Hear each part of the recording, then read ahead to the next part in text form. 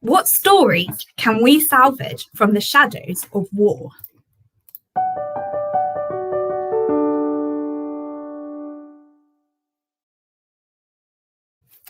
Hello and welcome to Family History Expert Hour with me, Rose Staveley-Wadham.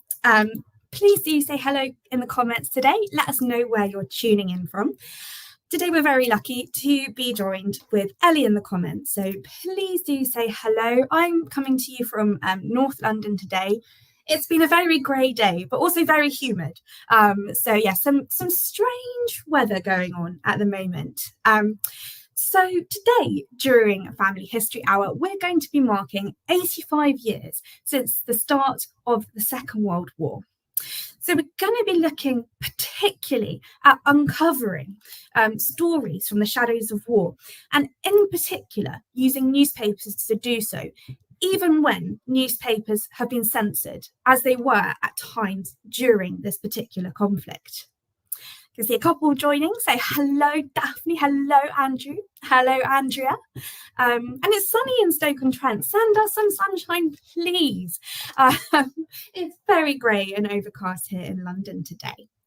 So let's have a little look at what we've got still to come. So we're going to be going over our new records of the last fortnight, and that also includes newspapers. We've also got our question of the week, and this is: what memories have been passed down to you from the Second World War? So that's what memories have been passed down to you from the Second World War, and indeed you might have memories yourself of the Second World War. So either or. I'm really looking forward to hearing some of those. I know I've been passed down some really vivid memories from that particular conflict. So I find this era of history just so fascinating. So yeah, we will come back to that one. So we're also going to be taking a look at Britain under the shadow of war. So we're marking 85 years since the start of the Second World War, but I always kind of think of the Second World War as sort of starting before, with that long shadow in the 1930s, where there was this strange pull between a real idealistic need for peace and then that really realistic need to rearm and to prepare for conflict. And then that's going to take us into our case study today, which is the Bethnal Green tube shelter disaster. This took place in March 1943. We're going to uncover some stories about the people involved in this tragedy using newspapers. So it's quite a fascinating one, so do stick around. And I can see we've got more people joining, so welcome. And everyone seems to have the sun, apart from me. Ellie's got it. Oh no, it's wet in Devon with Chef. It's always raining in Devon. Sunny, warm in Shropshire with Rosie. Misty up in Edinburgh. Oh, well, welcome. And yes, do start popping your answers to the question of the week in the chat. I can see Janet is kicking us off there, and we will come back to that in a little while. So, new records. We're going to look at the new Scottish records that we've added recently. So we've got a Scottish trio. We've got the Aberdeen Register of Testaments. It's a great step. It is from the Register of Testaments from the Aberdeen Commissary Court. Testaments being wills, the Scots word. But if you think about it as in will and testament, it makes sense for us non-Scots. Well, I'm speaking as a non-Scot. So there's some lovely old records here from 1715 to 1734. So you will get the first and last name of the deceased, the date of the registration of the testament, as well as possibly the occupation or some relationships of the deceased. So there's a little record I pulled out there. It's for Barbara Alexander. The date of her testament was the 1st of December 1730. So again, we've got lovely early records from this one. And in the notes section, you can find out a bit more about Barbara and her familial relationship. So that reads that, and it's quite small, but it reads: only lawful daughter to the late Patrick A. merchant in Aberdeen. So that's great. We get the occupation and name of her father. Moving on, we've got the Dawes Free Church adherents. So this is a list of members of the Dawes and Bonner Free Church congregations in Inverness. So the Free Church of Scotland, this was founded in 1843. It was a breakaway from the Church of Scotland, and it was particularly strong in the Highlands, so in that Inverness-shire area. And onto a different denomination, we've got the Scottish Catholics and their children. So this set contains information about Scottish Catholics from 1701 to 1702. Details you can get here: first and last names, residences. This information has been compiled from parish surveys, which were ordered after the 1688 rebellion or Glorious Revolution. So that's when William and Mary, the Protestant William and Mary, came to Britain to take over the throne from James II. So these surveys were ordered to sort of suppress Roman Catholicism. So some great Scots sets there to dig into. Now, for our next new records, we have additions to our Britain in Memoriam notices. So these span several centuries. So we've got a nice scope here. We've got 1783 through to 1995. These records will give you the date of death of the person, as well as potentially burial details. So you might get the date of the burial or even where the person is buried. And there is some juicy extra information too, as in the case of this record here for John Knowles. So John Knowles passes away on the 25th of July, 1852.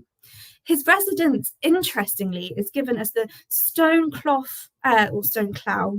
When I looked up the pronunciation of this, the internet was divided. Colliery office. So did he die in the office? I'm not sure. But we also learned that his occupation was esquire and partner in the firm. So I'm assuming that's the colliery. And he was also an esquire, so gentleman. So he's of particular social standing. But most interestingly for me, with my slightly morbid bent, we learn his cause of death, and he died of malignant cholera. Not very nice way to go, but this is the 1850s, so sadly, it's quite common for this period. Now, away from horrible deaths, delighted to welcome membership lists and minute books with the Royal Society of Arts this week. So, and we've worked with the Royal Society of Arts to digitise these records. It's very, very exciting. These records come along with images too, so really worth exploring. A little background on the Royal Society of Arts. It was founded as an organisation in 1754 as the Royal Society for the Encouragement of Arts, Manufactures and Commerce. Sometimes they slim down that title, which it's a relief. So the organisation was formed by a drawing master and social reformer, William Shipley.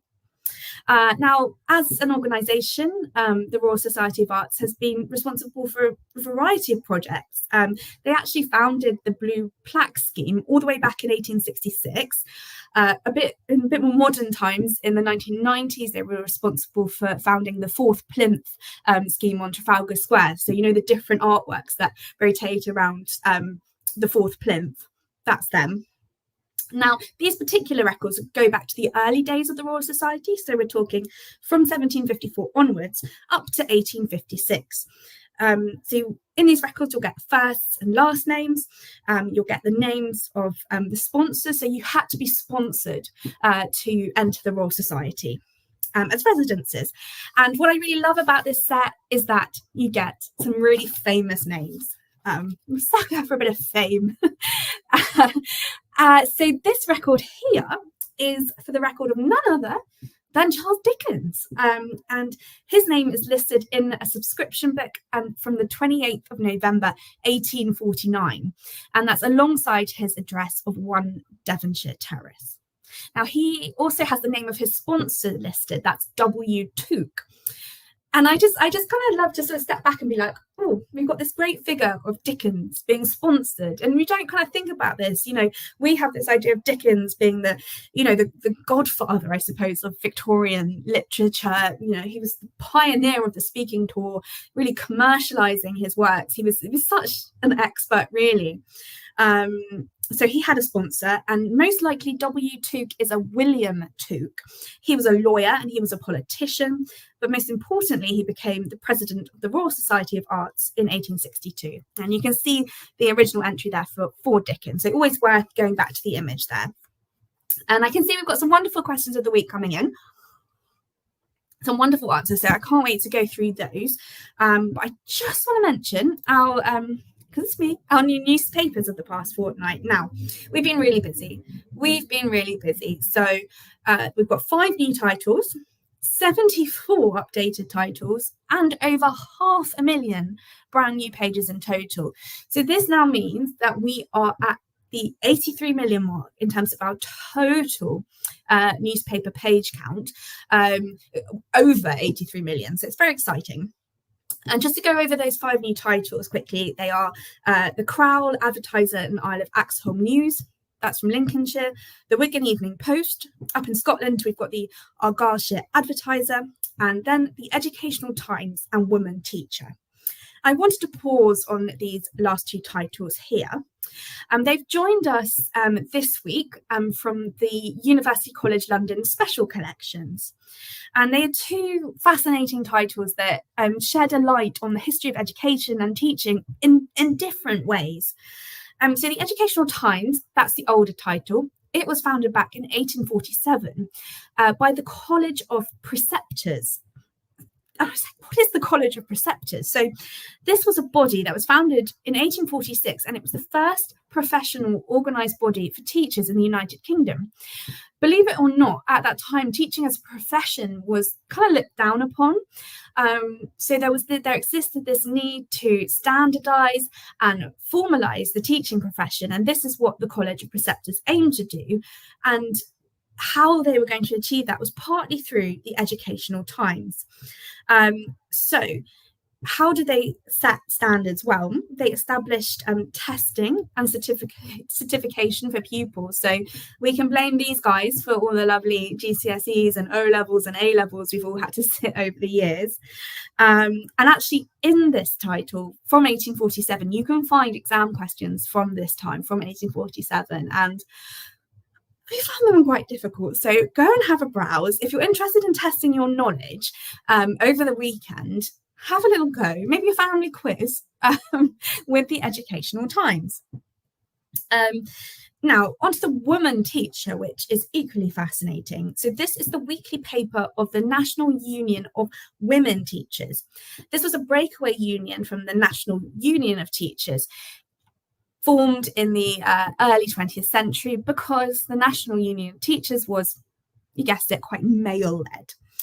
And dominated by these notions, that popular notions of the day, unfortunately, that women weren't qualified to teach boys or young men.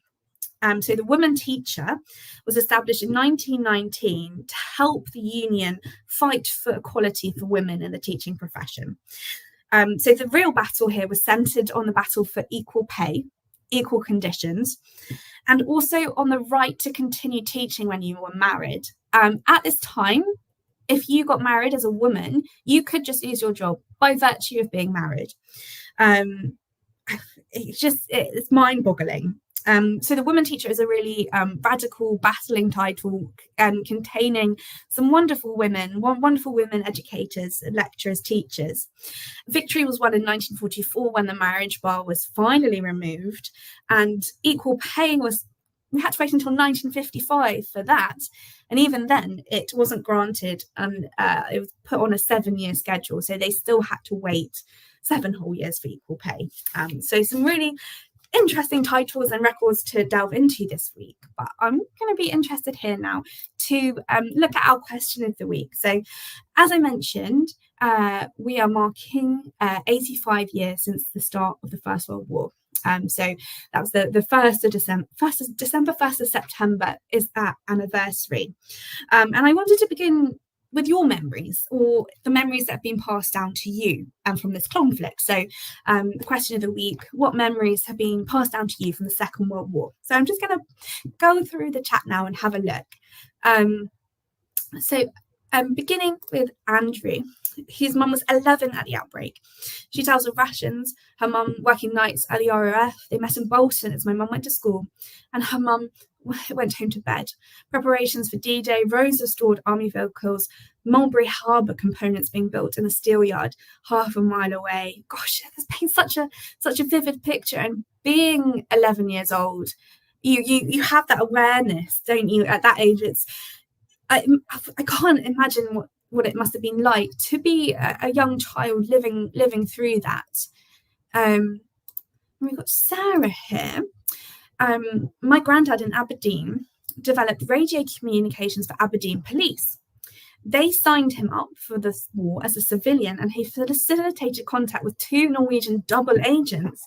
Oh my, we have a novel in this. He was on 24/7 call out for the duration. When the war ended, he had the telephone removed from the house and refused to have one again. Oh my word.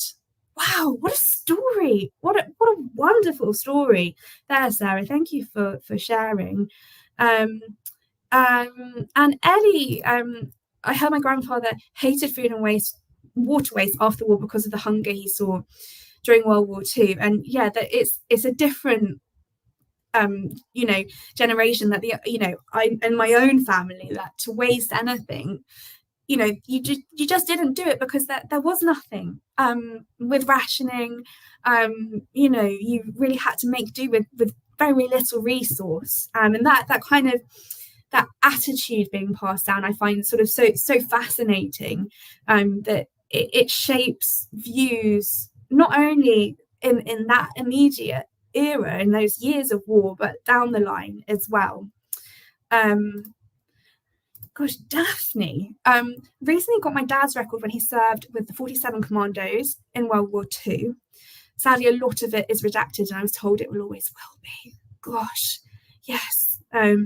What kind of stories are contained there? And speculation. It's so difficult, isn't it, when you don't know and you've got the records. And Rosie, whose mum was 19 when war was declared, first-hand perspective on many aspects from her war work. Oh my gosh, it was so interesting. So watching the newsreels at the cinema. Her best friend rescued her from a shed full of choking smoke when they were training for fire watching. Oh my goodness, wow. She must have some wonderful stories. What an incredible lady. And Emma, not many memories, but I remember my late grandma telling me how she didn't want to wear her glasses for a night out as an early 20-something. Well, yeah, we've all been there. But then she'd be bumping into everything in the street as it was during the blackout. Yeah, and this way that whole everyday life was completely impacted.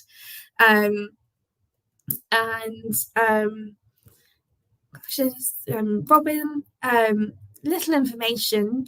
Grandfather who was at the Somme, wow, and also for my dad who was a Royal Navy gunner during the Second World War. Gosh, so my grandfather was in the Royal Navy. He'd never been to sea before, which I always find quite remarkable. He'd never seen the sea before, I should say. And then he was joined up Royal Navy, and he was preparing to go for D-Day on the landing craft, and he ended up having a really terrible accident, I think, involving the anchor chain and a leg. And so he didn't go to D-Day and spent time, I think it was in a Canadian hospital, and flirting with the nurses, because my grandfather was something of a ladies' man. So yes, my grandfather nearly did D-Day, but he didn't. I'll have a few more because these are also wonderful. We've got some this collective memory that we have here is just so special. This is how I'm pickles. My mum told me all about her secondary school being shot at by a German plane. The holes in the front of the entrance were still visible when I was there in the 1980s. Oh my lord, that's terrifying. In Georgia, my dad told a story of a doodle bug landing near to where he lived as a boy, caused a lot of damage. Also, both my parents were evacuated as children. So many stories of their experience. Likewise, my granny had these stories of being chased down what she called Doodlebug Alley, and buses being on fire. She seemed to really relish that excitement. They seem to have at that time, my granny, she would have been, I guess, around sort of 15, 16, and just had a lot of freedom to be ranging around London with V2s coming down from the sky, and it all just feeling very exciting and not very real to her. So yeah, and I feel very close to this particular conflict because of the stories that I've been passed down by my grandparents, and my granny was a wonderful storyteller. And yeah, I mean, but aside from the very actual fear here, Jeff, his mother lived in Hounslow, had to run into the school shelters when the air raid sounded. My father's home had the windows blown up 3 times by flying bombs. The family at the end of the street were killed. So this loss, this devastation, this fear. Yeah, we'll do one more, and then we'll come back if we've got time. So Kimberly, my grandma for later years, would salute planes and tell them to carry on over, and that's a lovely tradition. And in terms of sayings and things, my dad was born in 1943. He was himself a product of war. When a Canadian soldier came over. So yeah, that's how my father came to be born. But his first words were allegedly, all clear for the sirens, all clear. And isn't that wild to think of a child having that as their first words?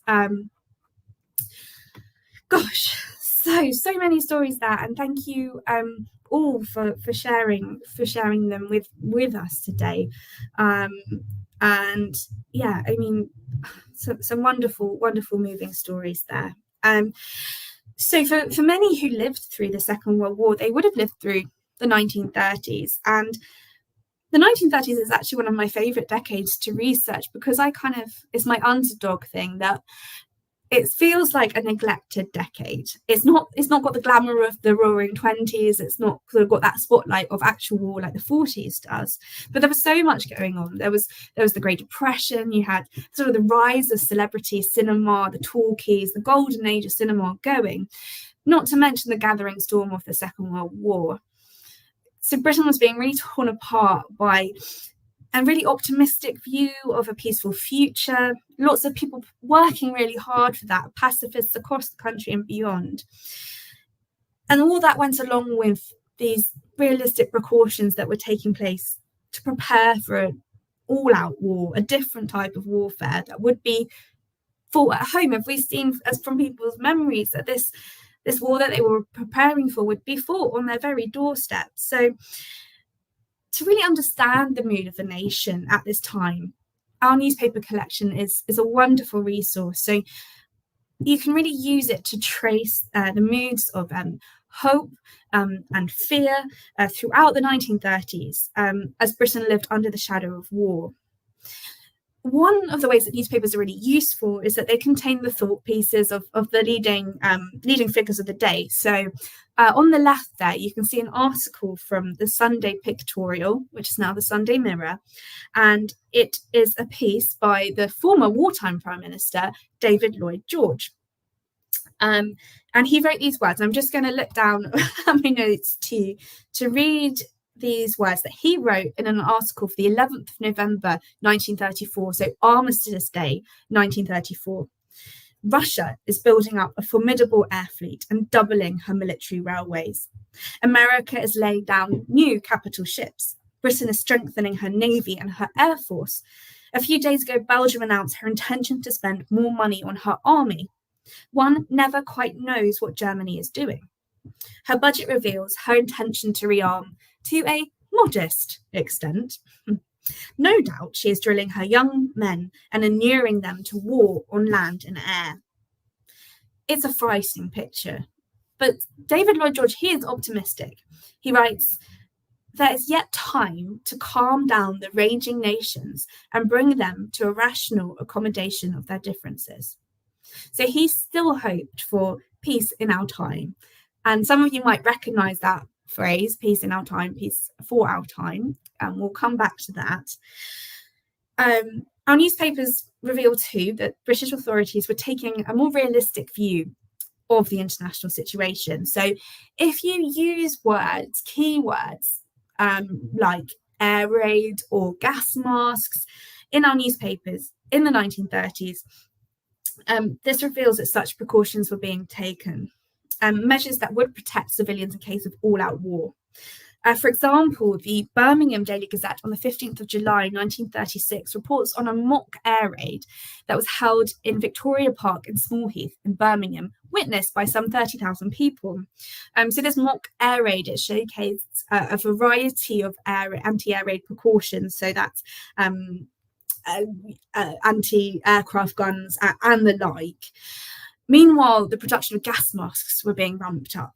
So on the 19th of September 1936, the Sheffield Independent reported on a gas masks for all plan, with the company from Leyland being awarded a £3 million contract to make 30 million gas masks. So you can see this wonderful photo here on the right-hand side from the Sphere, June 1936, of women working in a gas mask factory trying the gas masks on. So despite these hopes, I think these real, for the people who lived through the First World War, the hope that another war could be averted was just, like expressed by David Lloyd George, that you couldn't do anything other but hope, I imagine. But Britain was preparing for a very, very different type of warfare. This particular photo, yes, this is it. So this picture from the Sphere, September 1938, I find to be particularly eerie. So what it shows, we've got volunteers trialing gas masks.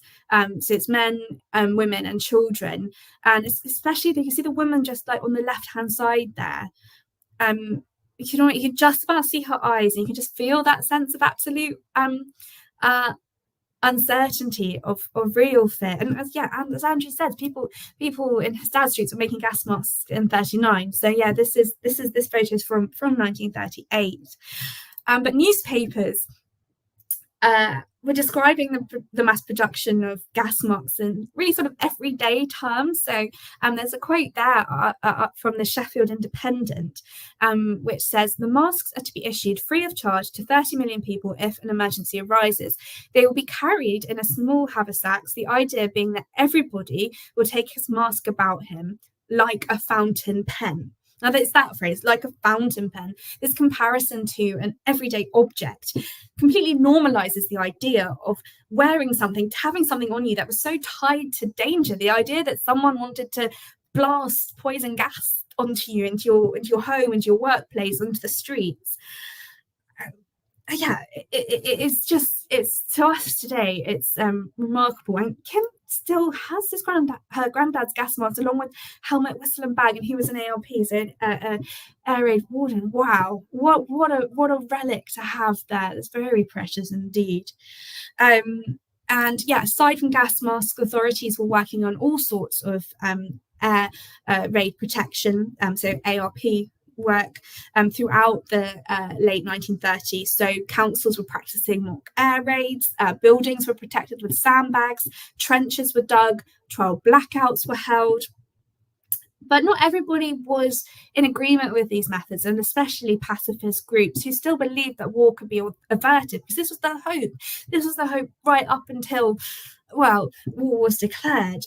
So the president of Leicester's Peace Pledge Union, W.R. Burrell, is reported by the Leicester Evening Mail in January 1938 as saying that such ARP precautions were fanning the flames of war. And he said these ARP measures, I'm going to read this, stimulate fear and enmity and destroy friendship, understanding and mutual aid between nations. They encourage acceptance of a form of warfare that has been publicly renounced by international agreement. They suggest loss of faith in peaceful diplomacy and reason, and encourage a fatalistic belief that war is inevitable. Not least among many evils is their effect upon the minds of multitudes of children taught to look with terror upon other nations. And W.R. Burrell here, he's not alone in these thoughts, particularly with regards to the impact of these precautions on children. And this, again, is where I find newspapers just so interesting, where it shines a light on people's opinions, people's varying opinions, right, about current events. So, for example, in the London Diary of an Ulster woman, This was a piece for the Belfast Telegraph, and in this writer in August 1938 says, "It is somewhat terrifying or horrifying to think that the boys and girls of today are passing their most impressionable days in an atmosphere of war talk and war precautions. One can only wonder what will be the effect of it on them as they grow older." Yeah, yeah, yeah, very, very profound, a very valid point. And I think that kind of air of uncertainty is really captured very well in this photograph. However, I will, on a lighter note, I did find this piece from the Kirkintilloch Herald from October 1938, which says, "We understand that in one part of Dunbartonshire last week, children were running about the streets wearing gas masks, and others were fighting mock battles in the trenches being formed for the protection of the civilians." So at least these kids were having a good time, right? And yeah, there was still hope. There was still hope that conflict could be averted when the Munich Agreement was signed on the 30th of September 1938. So Munich Agreement, this saw the nations of Britain, France and Italy agree to the German annexation of the Sudetenland in Czechoslovakia in exchange for peace. So when the British Prime Minister Neville Chamberlain returned from Munich, he was mobbed by delirious crowds who believed another devastating war had been averted. And you would. You would just feel so relieved. And the crowds met him at the airport. They were at Downing Street.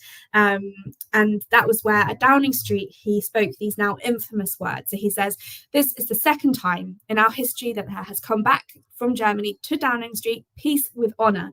I believe it is peace for our time."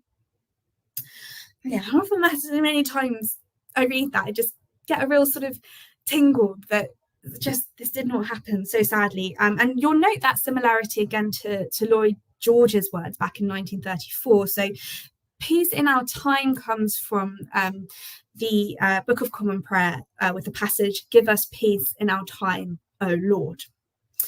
And these words were given a really mournful spin by a poem submitted in November 1938 to the Worthing Gazette by a writer called M.S. Hewer. The poem was entitled Armistice Day. And again, we see opinion pieces, we see columns like the Diary of the Ulster Woman that give people's opinions about how they felt about current affairs. But poetry is another way we can learn about how people felt. And so that just makes me smile as an English literature graduate. So this verse, I think, is just really very moving, particularly highlighting the real sad futility of Chamberlain's words, as he said to the large crowds at Downing Street, "Go home and sleep quietly in your bed." So the poem says, "Peace in our time, how oft the words are spoken, unmindful of their import, till the hour when war's dark clouds and thunderbolts have broken the calm security of fancied power." The euphoria of the Munich Agreement was not to last, however. As Britain entered 1939, preparations ramped up once more for total war, a different type of war in which everybody would be in the trenches. Households across Britain were encouraged to erect air raid shelters wherever they could. So low-income families were given the air raid shelters, and you can see on the left we've got a Mr. A. Whiston installing his Anderson shelter in Hanley, and on the right there you can see a Dundee woman installing her Anderson shelter in her garden, and these precautions were personal, right? This is some people's homes that they are protecting, but even then this was not enough. And there's this really interesting comment in the papers from the Chief Technical Officer of the ARP Department of the Home Office, Sir Alexander Rouse. He tells a lunch in London, "If we provide deep bomb-proof shelters for the whole of the nation so that it can have complete protection, whilst our soldiers and sailors do good service for us, what is going to happen to the nation? We are all going to go underground, and if it be so, the war will not be won by us. We cannot expect, we civilians, to have more protection than our soldiers and sailors. We shall all be in the trenches." So Britain girded her loins, and when Germany invaded Poland, Britain and France declared war on the 1st of September 1939. And the civilian death toll, across cities like London, Coventry, Birmingham, Cardiff, Belfast, Plymouth, Manchester, and more, 70,000 people lost their lives. But perhaps one of the lesser known tragedies of the Second World War was the Bethnal Green tube disaster, in which 173 men, women, and children lost their lives. I'm not going to go into the details of what actually happened, but it is really disturbing. So I'm going to tell the stories of some of the people involved in this, and what we can learn from newspapers that were censored at the time. So a little background.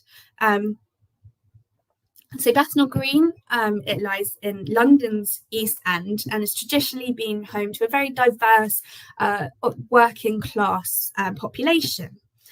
And during the Second World War, many people in London used the city's extensive underground shelters to take cover during the war and during aerial bombardment. So the Blitz refers to a very targeted time of bombing. So that was between September 1940 and May 1941. And for the people of Bethnal Green, their underground station represented a safe place to shelter from bombardment. And Kim has a tie to this. So her great grandmother just missed this, and she was on her way there. Gosh, we're very lucky. So when the air raid siren sounded at 8:17 p.m. on the 3rd of March 1943, many did as they would usually do. They headed to Bethnal Green tube station. And at this time, in nearby Victoria Park, there were new anti-aircraft guns being practiced, being tested. So there was this huge noise. You've got the siren, you've got the anti-aircraft guns. Outside the bus stop, outside the tube, a bus had stopped dropping off a busload of passengers, so it was busy, it was dark. And as the people went down the steps, a woman holding a baby tripped near to the bottom of the steps. And what resulted was a disaster, the largest loss of civilian life in Britain during the Second World War, or what is thought to be the largest loss of civilian life. So hundreds were killed, many of whom were women and children. And there's a few reasons why I wanted to remember this particular incident. As we'll see, reporting on the tragedy was limited, and this was in line with wartime regulations. So it's kind of a challenge to understand how we can use newspapers to find out more about this case and tell the stories of those who were involved in it. Meanwhile, this disaster also brings to light some really inspiring stories of individual courage. And I also want to use this section to remember those lives that were lost that day. And many of these people would have lived through the 1930s, the shadow of war, survived the Blitz, and they were just trying to stay safe in this time of conflict. But Kim, this was tragedy that convinced her daughter's assistants to move to Windsor. Oh, bless. Now, I'm going to introduce you now to the Baker family. So let's meet Annie Amelia Sayce. She was born in Bethnal Green in 1902, and she was working generally in the fur industry. And she married George Stephen Baker, who was born in Mile End, so nearby, in 1904. George was a labourer. And this couple, they were married in Bethnal Green in 1928, and they would have 3 children together. So that was Minnie Amelia, George, and Walter. So during the first month of the war, we find, and this 1939 register, we find George and Annie Baker living together at 43 Wessex Street in Bethnal Green. So I looked at, my painting's fallen over. So I looked this up, and Bethnal Green, Wessex Street is just around the corner from Bethnal Green tube station. So George is working as a general labourer, and Annie is working in the fur industry. So she had done this, and we find her doing the same in 1921, and she was working as a fur sewing machinist. The children aren't with them, and we've talked about this earlier about evacuation, and I would expect. Oh, what? They've traced Kim as this is such a coincidence to trace these when searching my Bethnal Green Baker family, although it turned out my great grandfather used an alias and really was a butcher. Okay, so Kim has traced these too. Okay, what a coincidence. So yes, so the 3 children I suspect were being evacuated because they're between the ages of 4 and 11. So, for example, when looking for my grandmother and her 2 brothers in the 1939 register, they are not at home because they were evacuated, although they used to always run away. They used to always run back to London. So that is always a good thing to have in the back of your mind when you are looking for ancestors in the 1939 register, especially children. They might well have been evacuated, so they might not be in the place that you expect them to be, especially if they're from an urban place. Now, the next we see of the Baker family is sadly in our Commonwealth War Graves Commission Debt of Honour set. So this is from the civilian war dead section. So first we have George Stephen Baker, who died at the age of 38 on the 3rd of March 1943 in Bethnal Green. And then Minnie Amelia Baker, who died at the age of just 14 on the same day, again in Bethnal Green. And there's some extra information here in the notes column. We learn how father and daughter lived at 90 Braintree Street, and they lost their lives in the tube shelter accident. And their names are also linked to A.A. Baker, Annie Amelia Baker, so that's George's wife, and Annie's mother. So tragically, Annie Baker lost both her husband and young daughter in the Bethnal Green tube disaster. It's not the last we're going to hear from Annie. But before we go on to Annie's story, what did the world at the time know about the Bethnal Green tube disaster? And what is really interesting about this is that I had assumed, because news was curated and censored in Britain, this was primarily to protect morale, it wouldn't be mentioned at all in the days after the tragedy. But it was, right? Because it was down to the individual newspaper to enforce this policy. So there would be a few that would slip through the gaps. So if you would look, you find mentions of this disaster. And I think it's always important for us historians, us family historians, to push past those accepted narratives and look a little harder. So there's this one article from the 5th of March 1943, so 2 days after the accident. The headline is 2 Maidstone children missing. Injured mother in hospital anxiously awaits news. And it's interesting because this is a local paper. It's shedding that local lens on it. Maidstone children, it's a Maidstone paper. And it describes how 28-year-old Esther Sharp was waiting for news of her young children. And it breaks your heart. And the interesting thing as well is that this article describes the incident, how it was caused by a woman falling backward, who grabbed onto a man behind her and brought him down too. Now, a few days later, news reaches the press, so it's the 11th of March 1943, that there was going to be an independent inquiry into the disaster. Now, this was announced in the House of Commons by Minister of Home Security Herbert Morrison. However, on 8th of April 1943, it was announced that the government had regretfully felt bound to decide not to publish Mr. Dunn's conclusion on the London tube shelter disaster. Security reasons were cited for this decision. But were the government more thinking of the terrible effect on morale that the results of such an inquiry would have? That Londoners across the city may not feel safe using underground shelters as bomb shelters. And so the reasons for this tragedy, the contributing factors that allowed the fall of one woman to turn into something quite so deadly, were pushed into the shadows. And that was until Annie Amelia Baker spoke up. Now, this is quite remarkable. Oh gosh, sorry. My painting collapsing onto my water there. Right. So throughout 1943, the Bethnal tube disaster is barely mentioned, but it is brought back into the light in 1944, when Annie Amelia Baker, who is now working as a railway porter, so she's filling a traditionally male role necessary during wartime, and note that difference between her working as a firm machinist back in 1939, Annie takes the decision to actually sue Bethnal Green Borough Council for the damages for the personal injuries she received. So she was at the Bethnal Green tube shelter when this happened.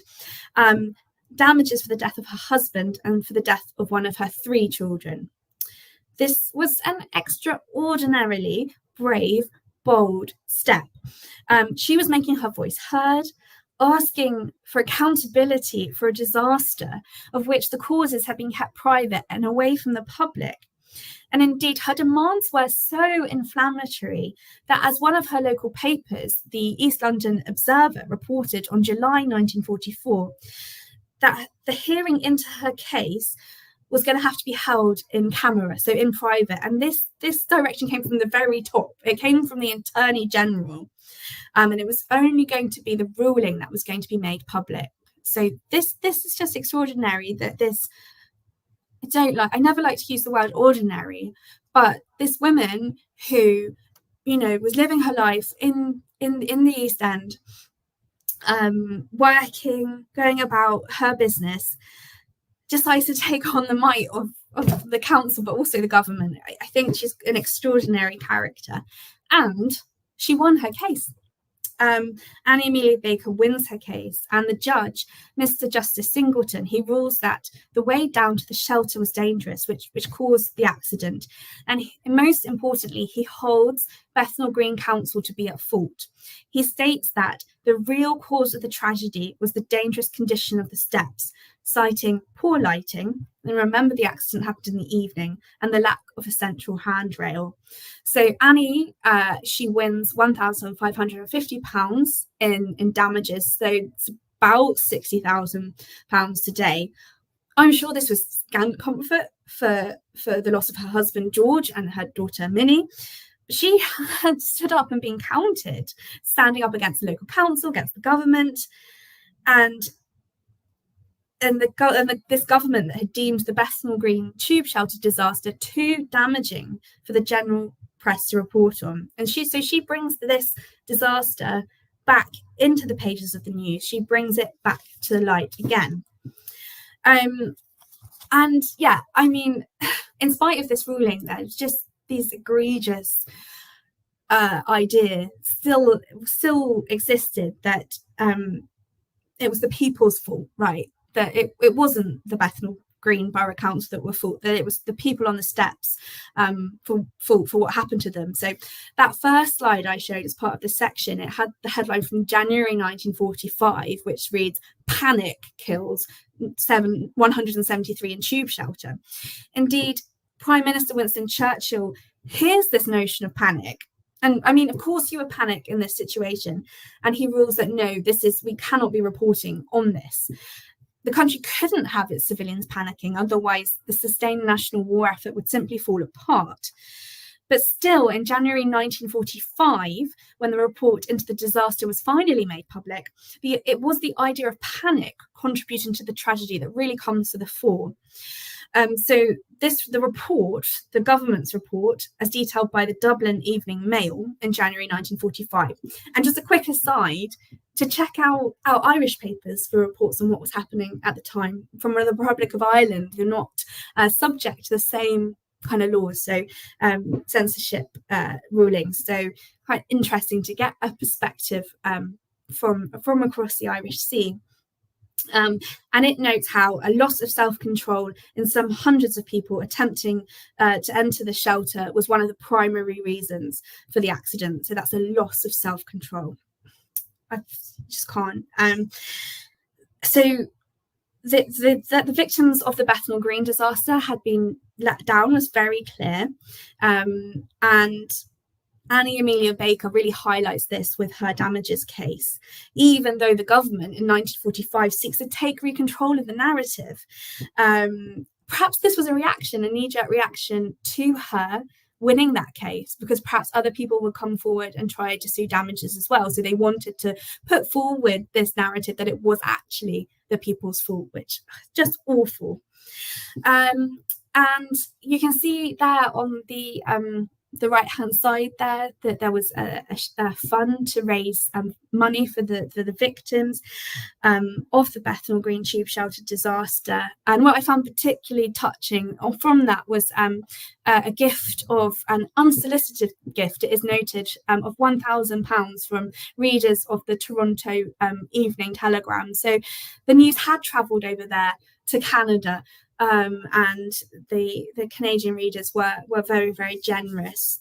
And we can see echoes of the Bethnal Green tube disaster throughout the pages of our newspaper collection. So in the decades after the tragedy. So when information is restricted and censored, like it was during wartime Britain, you can always turn to our more modern newspapers for information. So the clippings here, they come from the 1950s, the 1970s and the 1990s.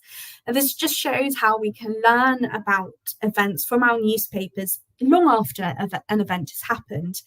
And also the impact, right, that this kind of tragic event had on society. So from 1957, we've got this very sensationalist image there of the Blitz, dramas of the London Blitz, and it's advertising a series of articles meant to highlight the Blitz spirit and the courage of the quiet people who lived through it. And billed second is the Bethnal Green tube shelter disaster, and it sort of sits to me very uncomfortably there. Then we have the central article from the Reading Evening Post from October 1975 entitled Tube Horror 1943. Just point out that the smiling lady has nothing to do with this article. This reports on a documentary made by Bernard Cox entitled It's a Lovely Day Tomorrow, about the shelter disaster. Now, Cox, he was just 15 at the time, and he actually witnessed the disaster.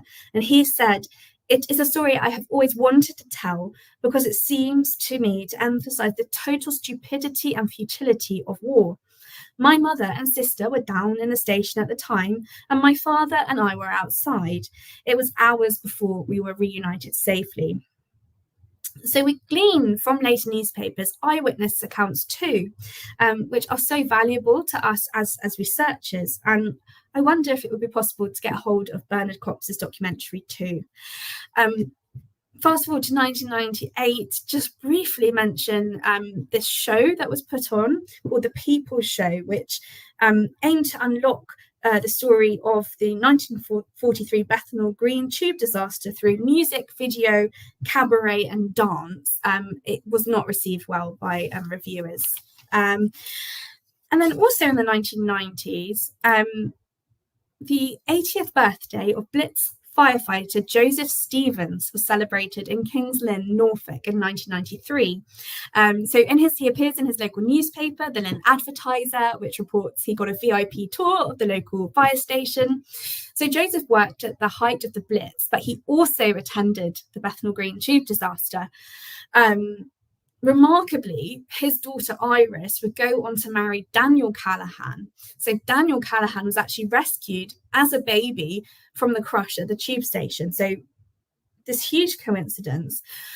And Iris says, "It could have been my dad who rescued him. We have no way of knowing." Just fantastic. And to get these echoes of this tragedy coming down all the way to the 1990s, I always say just to be really generous with your search period, because you never know what gems you might glean from papers from a later period. And now we can find Joseph Stevens. So we've got a picture of Joseph Stevens here, which is lovely. And in the 1939 register, he was working as a general labourer, living with his wife Elizabeth. And it was lucky to have that particular article being about his birthday. Helped us narrow down, so we knew that he was celebrating his 80th in September 1993, so we were looking for a birthday in September 1913. So this narrowed it down to Joseph H. Stevens, and he was living in Hackney near Victoria Park in 1939. So this means that he was in the East End at the beginning of the war. And importantly, if we click through to the image of his 1939 census entry, we see this annotation. And I know there's always some kind of mystery about these annotations in the 1939 register. This one, AFS, that stands for Auxiliary Fire Service. Great, so we can confirm that now, because we know that Joseph Stevens served as a firefighter during the Second World War. Now, Joseph Stevens had married Elizabeth Riddle in 1935, and they would have at least 6 children, including Iris Stevens, who would go on to marry Bethnal Green tube disaster survivor Daniel Callaghan. So we've got their marriage record from 1963, which gives us his initial of P, so Daniel P. Callaghan. Searching for the birth record of a Daniel P. Callaghan, we get one from 1942. So confirming his age, that he was an infant at the time of the Bethnal Green tube shelter disaster. So we learned then that he was the son of Daniel Callaghan and Louisa C. Donovan.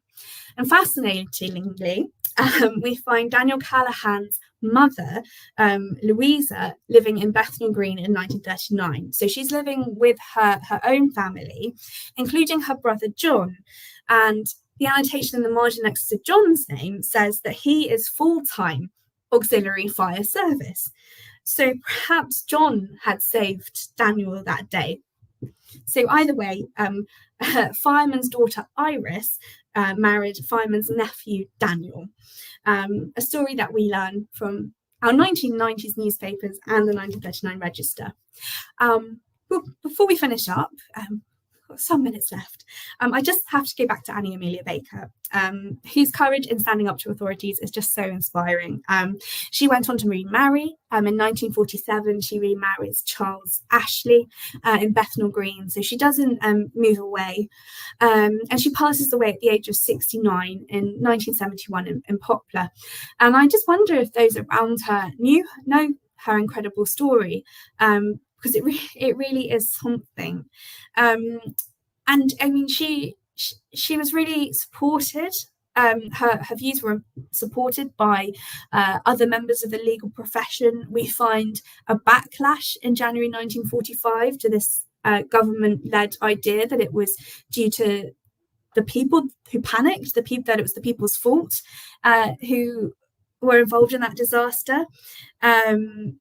The solicitors acting for the families of the victims of the disaster deems that report to be wrong, and they state how it was not the result of the panic. So one solicitor, Arthur Dolan, says, "This story of panic is only a red herring to hide negligence by the experts." And I think Annie Amelia Baker had really paved the way for such opinions to be put forward. Even with the Bethnal Green, the Bethnal Green Corporation attempts to appeal against the ruling against them. So Annie Amelia Baker's campaigning bravery should really be long remembered, alongside the victims of the Bethnal Green tube shelter tragedy. Right, wow. That is the end of our session today with us at Family History Expert Hour. Thank you so much for coming along and for sharing your stories. It's been an absolute pleasure, as always. And next week we'll be back with Ellie and Liam and the Family History Show. But all that's now left for me is to wish you a lovely weekend, and thank you so much for joining me today.